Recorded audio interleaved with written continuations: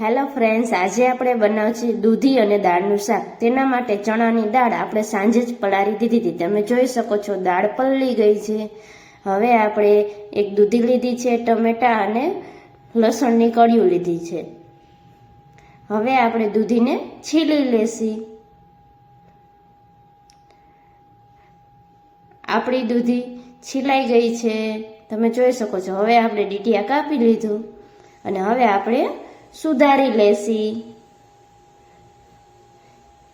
બહુ મોટાઈ નહીં કરવાના ને હાવ ઝીણે નહીં કરવાના, આપણે મીડિયમ એવું બધું સુધારી લેશી.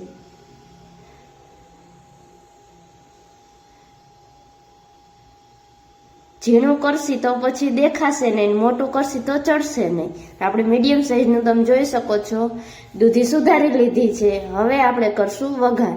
તેના માટે ગેસ ઉપર આપણે કુકર મૂક્યું છે. હવે એની અંદર આપણે નાખશી 2 પાવરા તેલ. તેલને આપણે હવે ગરમ થવા દેશું. તેલ આપણું ગરમ થઈ ગયું છે, તમે જોઈ શકો છો. હવે એની અંદર નાખશી આપણે રાઈ. રાઈ બધી ફૂટવા દેશું. રાઈ બધી ફૂટી જાય પછી આપણે તેમાં નાખશું આખું જીરું, હિંગ, હળદર અને જે આપણે લસણની કળી લીધી હતી ને એને આપણે ખાંડી નાખી છે, એટલે એ લસણ ખાંડેલું છે તે એડ કરી દેશી.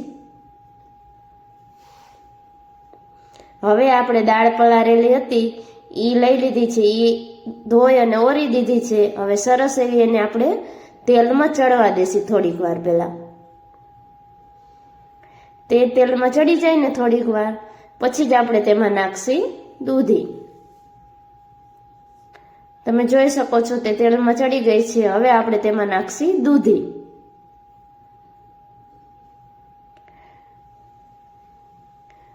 દૂધી નખાઈ ગઈ છે. હવે આપણે બધું સરસ એવું બધું મિક્સ કરી દેશું. આપણું બધું મિક્સ થઈ ગયું છે. હવે દાળ અને દૂધીને બેને તેલમાં ચડવા દેશી. જેમ શાકભાજી બધું તેલમાં ચડે એમ એનો ટેસ્ટ સરસ આવે. તમે જોઈ શકો છો દૂધીની ચડી ગયું છે, એટલે હવે એની અંદર આપણે નાખી દીધું છે ટમેટું. હવે સરસ એવું બધું પાછું આપણે મિક્સ કરી લેશું.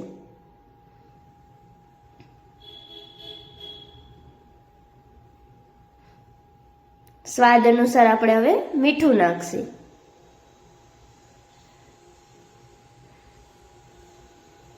હવે મીઠું નાખીને બધું હલાવીને પાછું મિક્સ કરી લેશી.